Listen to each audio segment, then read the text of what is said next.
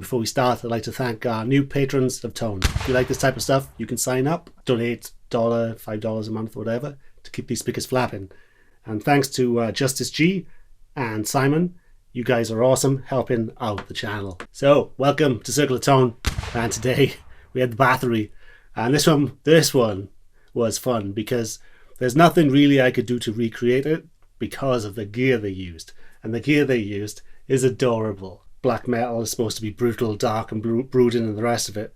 Because the studio they recorded it in was basically, I think it was a converted garage or was a part of somebody's house. So they couldn't really play loud.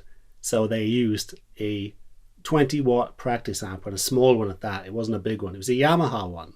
And he used that along with his Ibanez Destroyer. I don't think they used a pedal, at least on the first album. I know further on down the line, because, you know, they had to be good boys and they couldn't make a loud noise, they actually used a Rockman guitar system as well, which is basically a silent way of recording your guitar.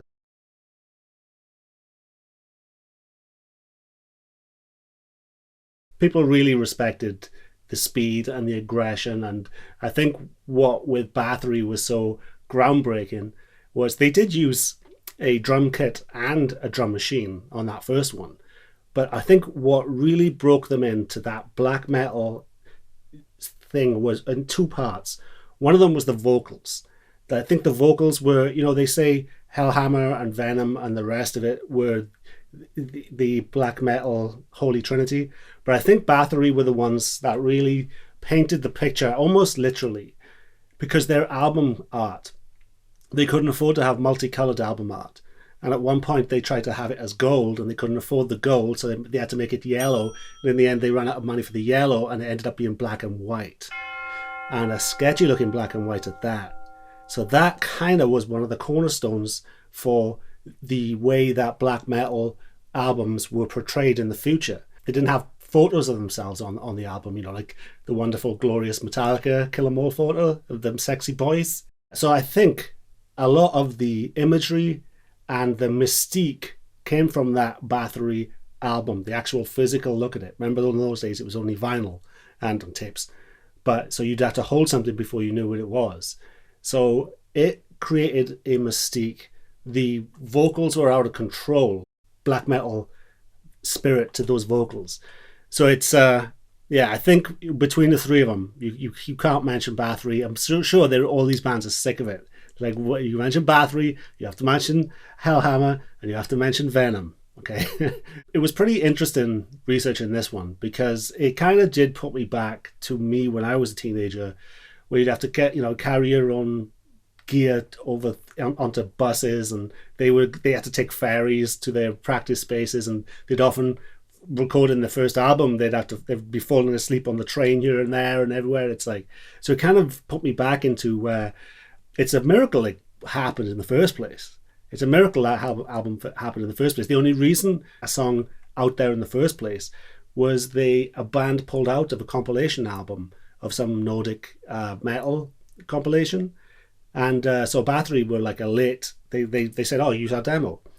So that people loved it. When it was on that compilation album, they loved it. So that kind of pushed them forward then to record in the Heaven Shore studio, which I'm not sure if his father ran it. I'm not sure if his father, I know his father was involved in a lot of the studio aspect of it. So if you know any details about that mystical little studio. What's funny, also on the first album, on the self-titled debut, they said, oh, mixed at Elektra Records, you know, to make it sound like big time, but it wasn't. It was mixed in Heaven Shore. It might have been mastered somewhere else, but it wasn't mixed in Elektra, that's for sure. They didn't have the money for that. So yeah, it's one thing after another with that band, and it just, if only they knew what it did to the scene.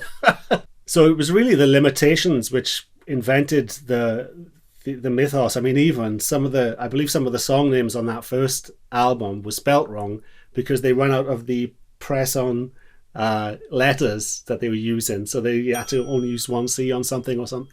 So there's some gold, man. If you can get the early pressing, you know, with the original, with the wrong, the specific colors, things like that, I bet that's going to be worth some money in the future.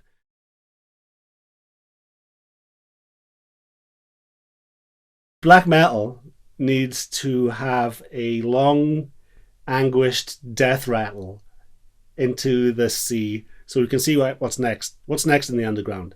I mean, like I said in my last video, where imagine Seattle for 25 years. Imagine that, you know? It will be hell. So that's what it's like for me because I'm old. You might be like 20 and just get into it and hearing about the mythos and the lore and you think it's dark and brooding and cool when it really was just mostly goofballs with some guys with good ideas. There was a lot of elitism, especially when it came to the new wave of black metal. That was basically started by elitists that were sick of the processed death metal sound of Morrisound Studios. These metal bots have taken over because of some sexy documentaries and some sexy books. It's Aesop's fables. They've been sold a bunch of bullshit. And all they've done is they've sprinkled in some unfortunate events with basically a mental illness, with murders and suicide. It's not cool and it's tragic, but it's not cool. Black metal now, was it the fourth fucking iteration of black metal where it goes into black and thrash and black and this and black and folk and black and stop? It's saturated it. It's mainstream. And when you have black metal Barbies and black metal makeup tutorials trending on YouTube, I think it's not quite what you were sold what it was. Like the documentaries sold it as a bunch of bullshit of being dark and brooding. The movies sold it just, they had the goofball aspect of it down because they were a couple of goofballs. So, but the movie lied as well about some aspects. So there's no truth when it comes to the roots of black metal, apart from there are a bunch of young kids who like to play dress up and they by accident created something which is extremely, extremely fashionable now. And Euronymous and the rest of them, they took it on to be super fashionable. And here we are today, kids, that everything's spinning its wheels in black metal land. I've been talking shit about black metal recently only because of what it's done to the underground, where it's fucking ruined it. So let's stop, Unless you could do something new in the black and please don't do anything new in black metal, because I know what you're going to do. You're going to do melodic trem picking, you're going to do anguished screams, and you're going to do blast beats, and it's just got to stop. Because fuck black metal. My subscriber's gone. Fuck it, I'm sick of it.